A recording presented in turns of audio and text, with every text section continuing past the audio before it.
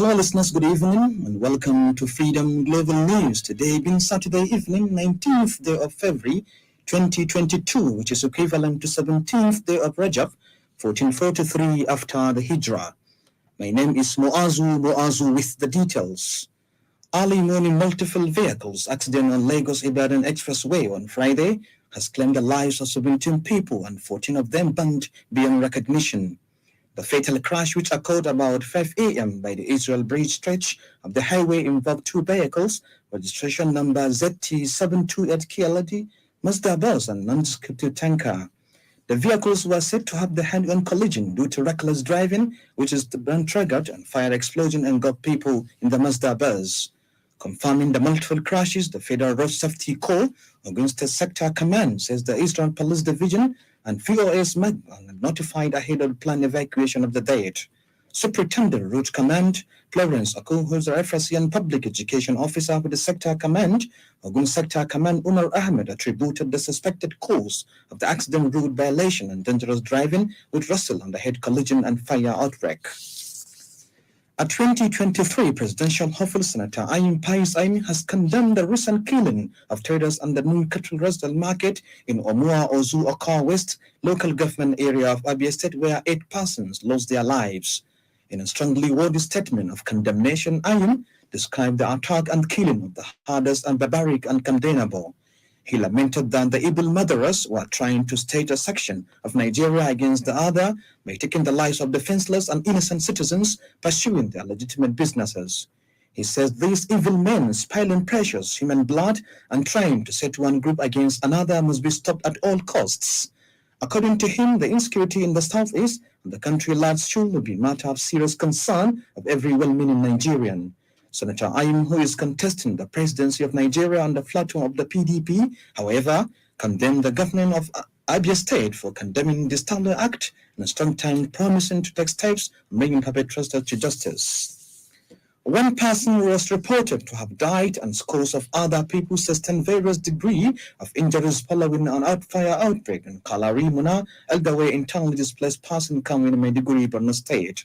Reports says the fire, which occupied yesterday, destroyed properties and dozens of shanties and shelter displaced persons. The inferno was said to have emanated from point where a displaced person was cooking. The principal information officer of the National Emergency Management NEMA in the state, Abdulkadir Ibrahim, who confirmed the incident to newsmen, said operators with the fire were brought down under situation control. He says the officials of the NEMA, the Nigerian Red Cross, BAMESA and other stakeholders administered first aid to the injured of the victims. The National Working Committee of the People's Democratic Party (PDP) has approved the extension of the tenures of North-East Zone and Lagos State Caretaker Committee of the party. This means the members of the caretaker committees are to continue their current capacities for additional of 30 days. The National Publicity Secretary of the party, Dobo Olanguna, in a statement in Abuja, however, reported that the duration must not exceed 30 days from the expiration of the current tenure. He also said the tenure of the Northwest Zonal Caretaker Committee had been extended from February 28 to March 28, while the tenure of Lagos State Caretaker Committee also been extended from February 19 to March 19. The global news is coming to you from the News and Current Affairs Division of Freedom Radio 99.5 FM. You can listen to us live on TuneIn or pass your comments and opinions on our social media platforms, Facebook, Twitter, Instagram, and YouTube at Freedom Radio Nigeria. You can also get the link to post on our website on freedomradioenergy.com or call us through the following number, 08092200885.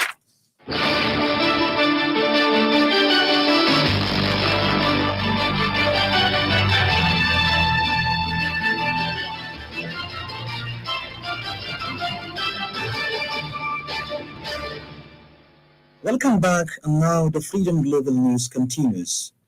Some governors elected on the platforms of All Progressive Congress have launched an underground move to shape the next Saturday National Convention of the party. The aim is to buy time for a view to perfecting their strategy to install a candidate of their choice and the next national chairman of the party. The Nation newspaper gathered that governors are already mounting pressure on the state chairman of the party to push for their shape agenda. Preparations for the convention is already on hold at Buhari House at the APC National Secretariat. However, the cash for postponement plan appears to be unattractive to the state chairman, many of whom are willing to play ball, such as said. It was also learned that some APC governors have extended their search for a new national chairman for former Speaker House of Representatives Mr. Yakubu Dogara. Vehicular movement and other economic activities were brought to a standstill for several hours yesterday when protesters, mostly trucks, blocked the Goram-Basika Road in Jigawa State. The arose was continued closure of the popular Goram Bridge with the links of Jigawa, Bauchi State and Gombe States. It will be recalled that some state government had in August announced closure of the bridge and articulated vehicles as part of the measure to carry repairs on the damaged portion of the bridge. The protesters, mostly youth, blocked the road, thereby preventing vehicles from coming from both sides. Travelers going to Bauchi and Gombe State from Kano and Jigawa States were made to spend several hours on the road. The travelers were forced to disembark and trek to other road of the continued their journeys. However, the vigilant police officer and the Goram, SP Muhammad Wakili stakeholders and the district head of the Goram spy protesters who agreed to open the road after giving government a 3-day ultimatum to provide alternative to the routes of truck and stalls. Concern about how bridge gap between national peak demand because the 19,000 megawatt nominal peak generation of 16 February 2022, the federal government has sought to attain financial health and technically robust Nigerian electricity supply industry, NESI. Nigerian Ball Street Trading Company Managing Director Dr. Emeka Umakala disclosed the imminent and enduring capacity building workshop for members of Power Correspondent Association and Civil Society Organization in Lagos State. The theme of the workshop was building knowledge and plugging skills in power in gap sector reporting. He said the mismatch is worrying the government and went to March. Imekulu added that government is planned to give expansion generation, transmission and distribution capacity to meet the country's demand. According to him, the electricity market in cautioning ability and willingness to pay for the supply power, adding that it will be critical to ensure the electricity on the flow in the system to procure. He insisted that the long-term government is investing sector must be repaired through payment of consumed energy. And now to sporting arena. Nigerian Peter Blessing Okabara may appeal to the decision of the Athletics Integrity Unit to earn a 10-year ban deploying violation. She gave the him acting to the ban today. Correspondent Muhammad Sani Uba has little of this and other sport updates.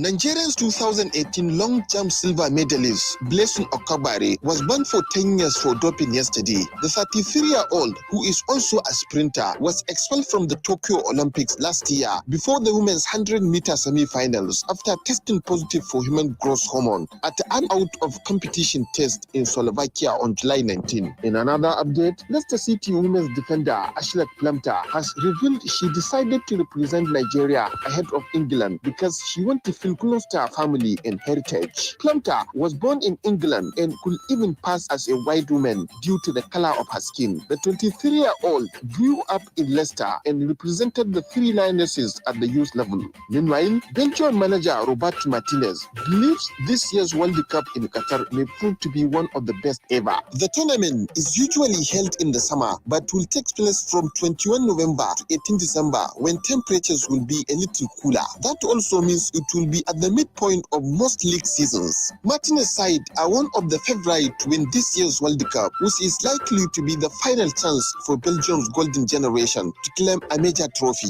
In another development, amid report of a power struggle in the dressing room with Cristiano Ronaldo, interim manager Ralf Rangnick confirmed that Harry Maguire was named Manchester United captain for the rest of the season. Maguire's poor form has played a major role in United's struggle this season. It had been reported the world's most expensive defender felt undermined by Ronaldo's influence, but Maguire denied that claim and Rangnick insisted his status as captain has never been questioned. Muhammad Sani Uba. Thank you, Muhammad Sani Uba, for traveling with us to the world of sport.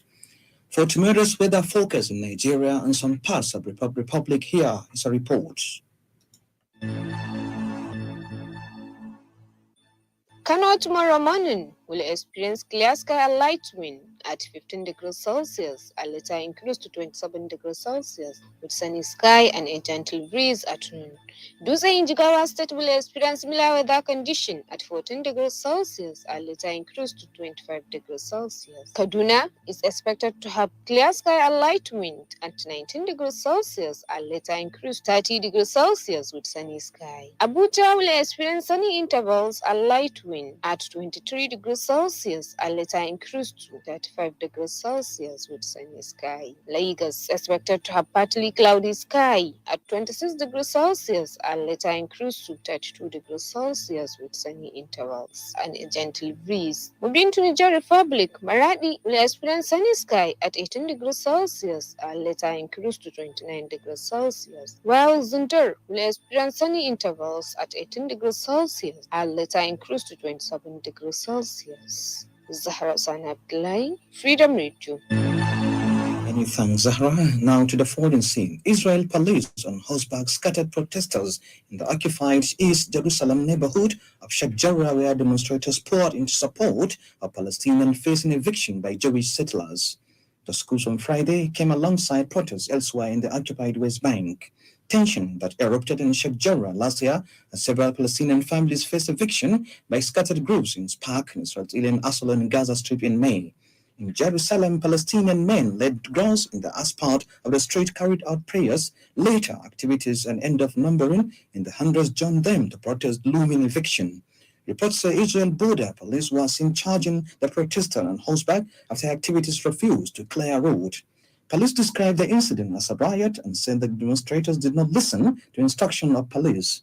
This marked the end of today's global news. Before I sign out, a quick recap of the major headlines.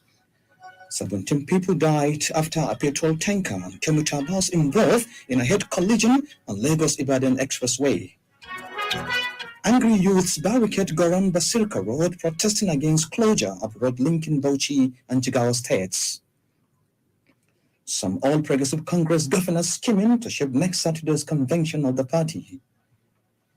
On the foreign scene, we've had Israel police on horseback disperse protesters in support of Palestinian families facing eviction by Jewish settlers in the occupied West Bank.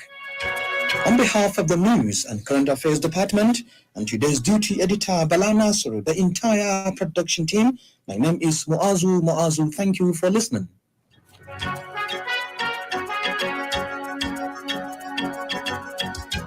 Freedom Radio. Look everywhere, look in different places. So many people winning all over the world. The time has come, the moment we